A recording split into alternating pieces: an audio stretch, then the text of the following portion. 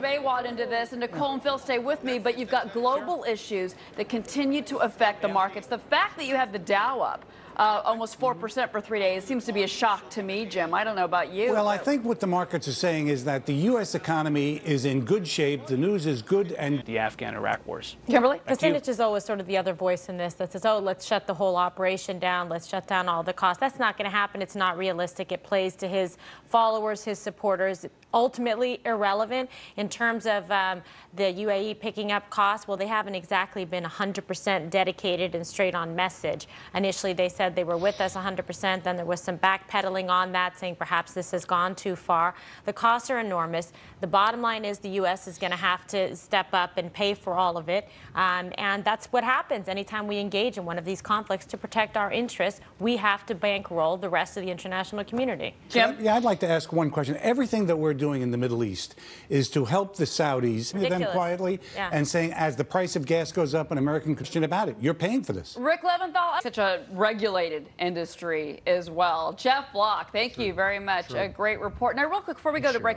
I do want to ask you, Jim, about the issue of inflation. We talk a lot about the Fed and inflation, but that is inflation. Yeah, Food absolutely. price inflation. That's going to hit us. Yeah, and it's economy psychologically and really. It's a consumer issue. It absolutely is. That's who it affects. The people are trying to put food on the table, okay? Families, people who are making purchases decisions, trying to balance their monthly budgets, trying to live within their means and making choices about what they're going to be able to afford and what they should cut out. And you see the direct impact. Come on. This guy's a businessman. He's turning away business because it'll put him at a loss. That's how serious this is. Yeah, well, we're going to take it. Companies, nuclear power companies. We've had 2 reactors that are coming up in Georgia.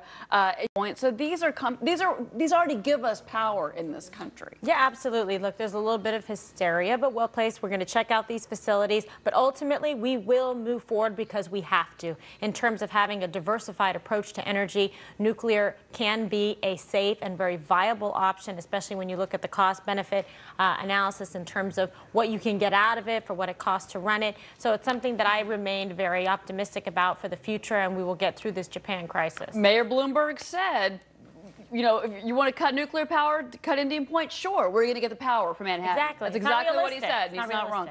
All right, well, I'll talk with the supermodel and the businesswoman exclusively.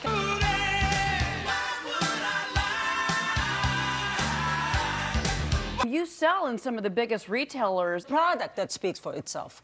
Because if it's not good, then what's going to propel? Exactly. I wouldn't care if Lady Gaga was wearing it, if their own also lifestyles, you know.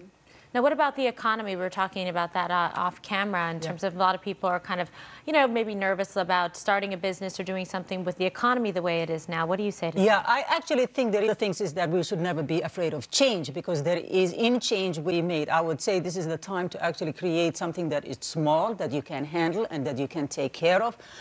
And so that, and it will, right? And it will. And when it does that. Said recently in an article you were quoted as saying that you don't want to be known as the famous supermodel. And I want to read one quote. Just this came from your husband, Rock. Very funny, and I've known him for 20 years. But it's a, you know, it was a very interesting show. But it's kind of. Yeah, let's see. Like I said, author, TV host.